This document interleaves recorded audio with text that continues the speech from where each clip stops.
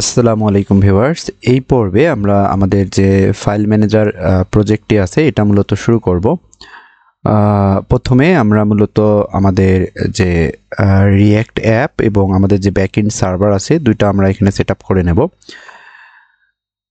এটা করার জন্য আমরা মূলত আমাদের যে ব্যাকএন্ড আছে এবং আমাদের যে রিঅ্যাক্ট অ্যাপ আছে মূলত এই দুইটা একটা ফোল্ডারের মধ্যে থাকবে। এখানে একটা নাম দিয়ে নিচ্ছি, ফাইল ম্যানেজার। তাহলে এটাকে আমরা এই যে ফোল্ডার আছে এই ফোল্ডারটাকে ভিএস কোড এডিটরের মধ্যে মূলত ওপেন করব। তাহলে এখান থেকে আমাদের কোড স্পেস ডট লিখে এন্টার করলে মূলত আমাদের যে ভিএস কোড এডিটর আছে এখানে মূলত এটা ওপেন হয়ে যাবে। তাহলে এগুলোকে কেটে দিচ্ছি। প্রথমে আমাদের যেটা করতে হবে, আমাদের যে প্যাকেজ ডট জেসন ফাইলটা আছে সেটাকে মূলত নিয়ে আসতে হবে আগে। তাহলে প্যাকেজ ডট জেসন ফাইল তৈরি করার জন্য আমরা টার্মিনালের মধ্যে আমাদের npm init -y, তাহলে এখানে আমরা দেখতে পাচ্ছি আমাদের যে প্যাকেজ ডট জেসন ফাইল সেটা মূলত এখানে তৈরি হয়ে গিয়েছে। এখন আমরা যেটা করব, আমাদের ব্যাকএন্ডের জন্য যে প্যাকেজগুলো লাগবে সেগুলো মূলত ইনস্টল করব। আমাদের এখানে কি কি লাগবে ব্যাকএন্ডের জন্য, যেহেতু আমরা এখানে নোড এক্সপ্রেস ব্যবহার করব, তাহলে প্রথমে আমরা এক্সপ্রেসটাকে ইনস্টল করে নেব। তাহলে npm i এক্সপ্রেস, এরপরে ডাটাবেস হিসেবে মঙ্গোডিবি ব্যবহার করব এবং ওডিএম হিসেবে আমরা এখানে মঙ্গুসটা ব্যবহার করব। তাহলে এখান থেকে মঙ্গুস, এরপরে আমাদের ক্রসের জন্য ক্রস প্যাকেজটা লাগবে এবং ইএনভি যেটা আছে আমরা এখানে ডট ইএনভি ব্যবহার করব, এনভায়রনমেন্ট ভেরিয়েবল। এটার জন্য আমাদের ডট ইএনভি যে প্যাকেজটা আছে আমার মনে নাই আসলে ডট ইএনভি ক্রস, আচ্ছা ডট ইএনভিটা পরে ইনস্টল করি, আসলে মনে নেই ওটা ডট আন্ডারস্কোর ইএনভি না ডট ইএনভি সম্ভবত। আচ্ছা, তাহলে এখানে আমাদের এক্সপ্রেস, মঙ্গুস, ক্রস, আর কি লাগবে, জেসন ওয়েব টোকেন, অর্থাৎ আমরা এখানে অথেন্টিকেশনের জন্য জেডব্লিউটি ব্যবহার করব। তাহলে এখানে আমাদের জেসন ওয়েব টোকেন, এরপরে আমাদের যে পাসওয়ার্ড আছে সেই পাসওয়ার্ড হ্যাশ করার জন্য আমরা যে প্যাকেজটা ব্যবহার করব সেটা হলো বিক্রিপ্ট আর বিক্রিপ্ট জেএস, দুইটা প্যাকেজ আছে, আমরা এখানে বিক্রিপ্ট জেএস ব্যবহার করব। বিক্রিপ্ট জেএস, তাহলে এই কয়েকটা প্যাকেজ আমাদের এখানে ইনস্টল হতে থাক, আমরা আমাদের যে রিঅ্যাক্ট অ্যাপ আছে সেটা তৈরি করে নেই। আমাদের আরও কিছু প্যাকেজ লাগবে, আমাদের যখন লাগবে তখন আমরা ইনস্টল করে নেব। এখান থেকে আরেকটা টার্মিনাল নিয়ে নিচ্ছি। তাহলে আমাদের রিঅ্যাক্ট অ্যাপ তৈরি করার জন্য এখানে আমরা মূলত ভিট ব্যবহার করব। তাহলে এখান থেকে আমাদের npm create ভিট এবং লেটেস্ট, তাহলে এন্টার করলে মূলত এখানে আমাদের দেখাচ্ছে প্রজেক্ট নেম, অর্থাৎ আমাদের যে রিঅ্যাক্ট অ্যাপটা আমরা তৈরি করতে চাচ্ছি সেই অ্যাপের মূলত বা প্রজেক্টের আমাদের নামটা মূলত কি হবে সেটা দিতে হবে। তাহলে এখানে দিয়ে দিচ্ছি যে ক্লায়েন্ট, আপনারা চাইলে যে কোনো নাম দিতে পারেন। এখানে আমরা মূলত কি ব্যবহার করব, রিঅ্যাক্ট ব্যবহার করব। তাহলে এখান থেকে রিঅ্যাক্ট সিলেক্ট করব, আমাদের যে অ্যারো আইকন আছে কিবোর্ডের সেই অ্যারো আইকন আপার এবং ডাউন ক্লিক করলে মূলত উপরে এবং নিচে যাবে। তাহলে এখান থেকে আমরা মূলত জাভা স্ক্রিপ্টটা ব্যবহার করব। এখন আমাদের যেটা বলতেছে যে আমাদের এই ফোল্ডারের ভিতরে যেতে হবে, এরপরে আমাদের npm ইনস্টল দেওয়ার পরে আমাদের যদি এটা রান করতে চাই তাহলে npm run dev কমান্ড চালাতে হবে। তাহলে এখানে সম্ভবত কোনো একটা প্যাকেজের নাম সম্ভবত এখানে ভুল করেছি। আচ্ছা, এই যে বিক্রিপ্ট জেএস যেটা আছে সেইটা মূলত ইনস্টল নিচ্ছে না, এই জন্য বাকিগুলো এখানে ইনস্টল হয়নি সম্ভবত। তাহলে বিক্রিপ্ট জেএসটা বাদে এটাকে কপি পেস্ট করে দিচ্ছি। সম্ভবত এখানে ভার্সন দিতে বলতেছে আর বিক্রিপ্ট জেএস এর। তাহলে এখান থেকে আমরা যেটা করব যে সিডি ক্লায়েন্ট, তাহলে আমরা এখন এই যে ক্লায়েন্ট ফোল্ডার আছে সেই ফোল্ডারের ভিতরে, তাহলে এখানে আমরা কমান্ড চালাবো npm ইনস্টল অথবা আই, যে কোনো একটা দিলে হবে। আমাদের রিঅ্যাক্ট অ্যাপের জন্য যে প্যাকেজগুলো আছে এখানে আমরা যদি package.json দেখি তাহলে এই প্যাকেজগুলো মূলত এখানে ইনস্টল হয়ে যাচ্ছে।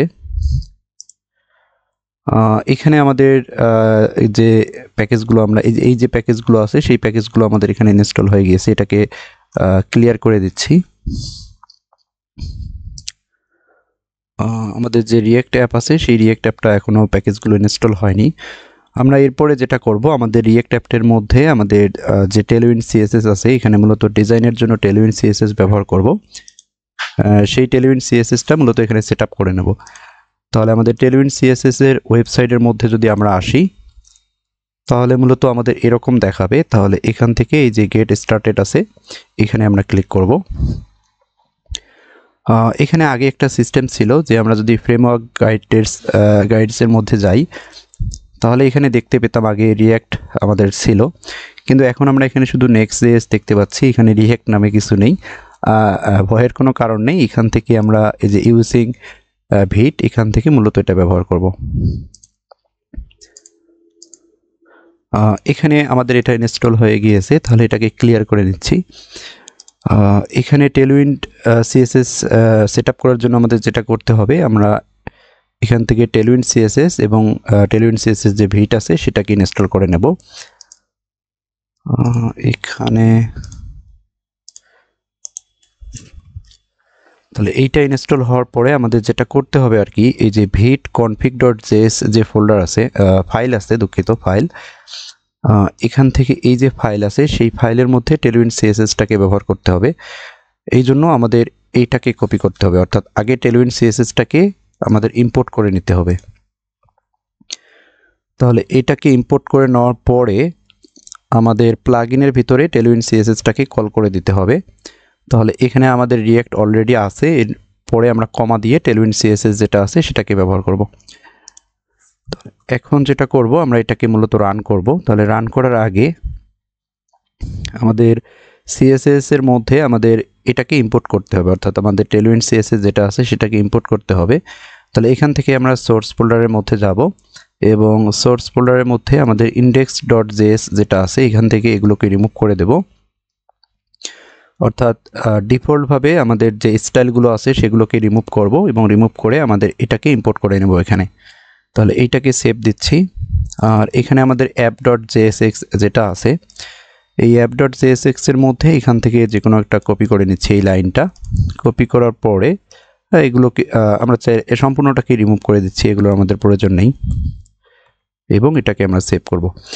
তাহলে এখানে যে সিএসএসটা আছে সেই app.css এর আসলে আমাদের কোনো প্রয়োজন নেই, এখানে চাইলে আমরা এটাকে ডিলিট করে দিতে পারি, অথবা আপনারা চাইলে এটা রাখতে পারেন। যেহেতু আমরা এটা ডিলিট করে দিয়েছি সেহেতু আমাদের এটা এখান থেকে রিমুভ করে দিতে হবে, এবং এগুলো আমাদের নিচেরগুলো আমরা রিমুভ করে দিয়েছি, তাহলে এখান থেকে এগুলোকে রিমুভ করতে হবে। তাহলে এখন রান করার জন্য আমাদের npm run dev কমান্ড। তাহলে এই পোর্টের মধ্যে আমাদের মূলত আমাদের রিঅ্যাক্ট অ্যাপটা রান হচ্ছে। তাহলে কন্ট্রোল প্রেস করে আমাদের এখানে ক্লিক করলে মূলত এটা চলে যাবে এখানে। তাহলে এখানে আমরা দেখতে পাচ্ছি হ্যালো ওয়ার্ল্ড, আমাদের টেলউইন্ড সিএসএস মূলত কাজ করতেছে। আমরা যদি আরেকটু টেস্ট করতে চাই তাহলে এখান থেকে আমাদের যে টেক্সট রেট 500 দিয়ে দিচ্ছি। তাহলে এখানে আমাদের যে টেক্সট আছে সেই টেক্সট কিন্তু আমাদের রেড কালার দেখাচ্ছে, মানে এটা আমাদের কাজ করতেছে আর কি।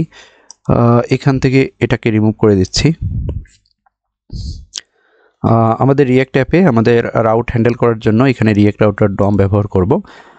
আমাদের এখানে ব্যাকএন্ডের জন্য আমরা ব্যাকএন্ডটা মূলত পরে সেট আপ করবো। আগে আমাদের যে ফ্রন্ট এন্ড আছে সেই ফ্রন্ট এন্ডের কাজগুলো করে নেই। তাহলে এখান থেকে npm i react router dom, তাহলে এখান থেকে রিঅ্যাক্ট রাউটার ডম ব্যবহার করব। এবং আমরা এখানে যদি দেখি তাহলে এখানে আমরা কিছু আইকনস দেখতে পাচ্ছি। সেই আইকনসের জন্য আপনারা চাইলে রিঅ্যাক্ট আইকনস অথবা ফন্ট আসাম যে কোনো কিছু ব্যবহার করতে পারেন। এখানে আমি মূলত রিঅ্যাক্ট আইকনসটা ব্যবহার করব, npm i react icons, এবং আরও প্যাকেজ ইনস্টল করে নেই। আমাদের নোটিফিকেশন অর্থাৎ টোস্টার এখানে একটা আমরা ইনস্টল করব যাতে আমরা মেসেজগুলো শো করাতে পারি। তাহলে এর জন্য আমরা এখানে রিঅ্যাক্ট হট টোস্ট ব্যবহার করব।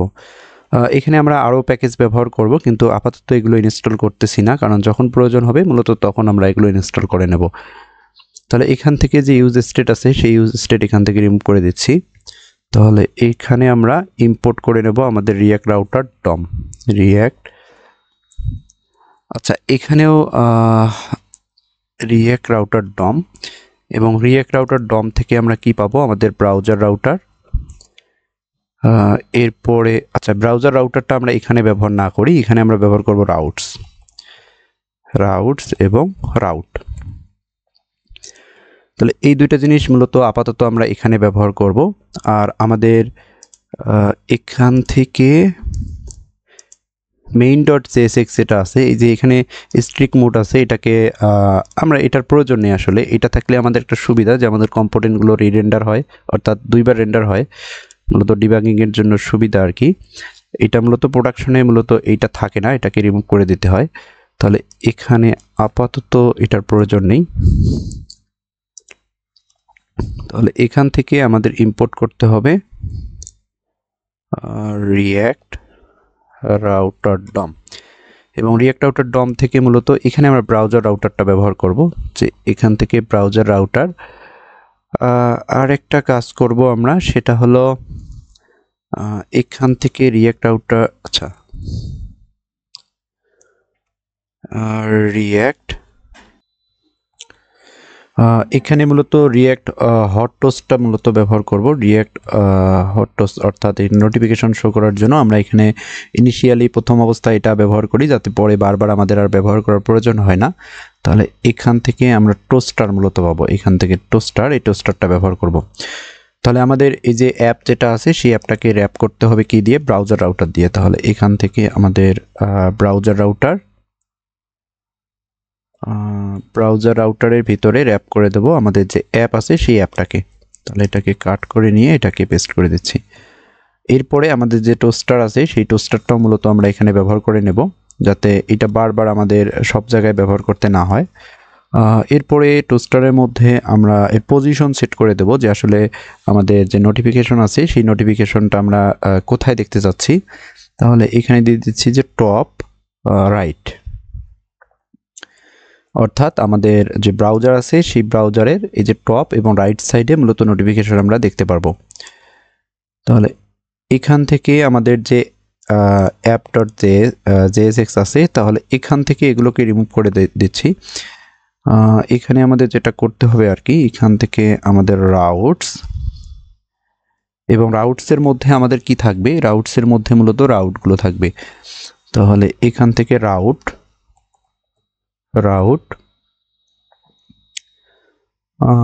আমরা এখানে, আচ্ছা, প্রথমে আমাদের রেজিস্টার অর্থাৎ সাইন ইন পেজ এবং সাইন আপ যে পেজ দুটো আছে সেই দুটো নিয়ে কাজ করব। তাহলে এখান থেকে পাথ হবে আমাদের সাইন আপ, আচ্ছা সাইন ইন দিয়ে দিচ্ছি। তাহলে এরপরে আমাদের যেটা করতে হবে, এখানে আমাদের কম্পোনেন্টস দিতে হবে, দুঃখিত, কম্পোনেন্টস না, এটা মূলত এলিমেন্টের মধ্যে আমাদের যে সাইন আপ এলিমেন্ট আছে অর্থাৎ পেজ কম্পোনেন্ট আছে সেটাকে এখানে ব্যবহার করতে হবে। তার আগে আমরা যেটা করব, যে আমাদের সোর্স যে ফোল্ডার আছে এই সোর্স ফোল্ডারের মধ্যে আমরা পেজেস নামে একটা ফোল্ডার তৈরি করে নেব এবং কম্পোনেন্টস নামে একটা ফোল্ডার তৈরি করে নেব। তাহলে কম্পোনেন্টস ফোল্ডার, তাহলে এই পেজেস ফোল্ডারের মধ্যে আমরা signin.jsx, তাহলে এখানে ফাংশনাল কম্পোনেন্ট মূলত ব্যবহার করব। তাহলে এখান থেকে যেটা করতে হবে, এই কম্পোনেন্টটাকে এখানে ব্যবহার করতে হবে। তাহলে এখান থেকে আমাদের সাইন ইন, তাহলে এইটাকে মূলত আমাদের এখানে ইম্পোর্ট করে নিতে হবে, যে এটা আমরা কোথায় পাবো, মূলত আমাদের পেজেসের মধ্যে। তাহলে পেজেস এবং সাইন ইন, তাহলে এখান থেকে সাইন ইন। এখন আমরা দেখব যে এটা আমাদের আসলে কাজ করতেছে কিনা। এখানে আপাতত দেখতে পাচ্ছি না। আমরা যদি এখান থেকে সাইন ইন, তাহলে সাইন ইন পেজের মধ্যে গেলে আমরা এখানে যে সাইন ইন আমরা লেখা আছে সেটা দেখতে পাচ্ছি, অর্থাৎ আমাদের এই সাইন ইন কম্পোনেন্টের মধ্যে যে টেক্সটটা আছে সেটা দেখতে পাচ্ছি। সেমভাবে আমরা এটাকে এখন কপি পেস্ট করব আর কি, আর কিছু না। তাহলে এখান থেকে কপি পেস্ট সাইন আপ। তাহলে আমাদের আরেকটা কম্পোনেন্ট তৈরি করতে হবে সাইন আপের জন্য, অর্থাৎ এখান থেকে সাইন আপ ডট জেএসএক্স। সেমভাবে এটাও হবে আমাদের ফাংশনাল কম্পোনেন্ট। তাহলে এইটাকে সেভ করে নিচ্ছি। তাহলে এখান থেকে আমাদের সাইন ইন, এইখান থেকে আমাদের সাইন আপ। তাহলে সাইন আপের মধ্যে দেখতে পাচ্ছি, আচ্ছা এইটাকে চেঞ্জ করতে হবে আর কি। তাহলে এইটা হবে আমাদের সাইন আপ। তাহলে উপরে অটোমেটিক এটা ইম্পোর্ট হয়ে গিয়েছে, এটার আর ইম্পোর্ট করার প্রয়োজন নেই। তাহলে এখন যদি দেখি আমরা এখানে সাইন আপ দেখতে পাচ্ছি, আর এখানে যদি আমরা সাইন ইন ব্যবহার করি তাহলে এখানে মূলত আমরা সাইন ইন দেখতে পারবো। আর এখন হোম পেজ যেটা আছে সেই হোম পেজের মধ্যে আমাদের মূলত মেইন যেটা আছে এইটা মূলত থাকবে। তাহলে আমাদের যে হোম পেজটা আছে সেই হোম পেজটাও তৈরি করে নেই। তাহলে এখান থেকে পেজেস, এবং পেজেসের মধ্যে এখানে দিয়ে দিচ্ছি হোম ডট জেএসএক্স।